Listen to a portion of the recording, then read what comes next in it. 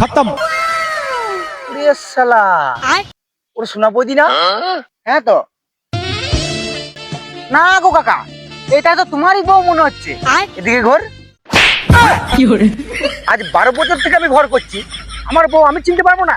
ওইটা বানা সোনা বৌদি বটে। যাই বা, আমি একটু পটি আসি। আরে শোন না কি বলছি, এসব কথা তোর কাকিকে বলবি না, ঠিক আছে?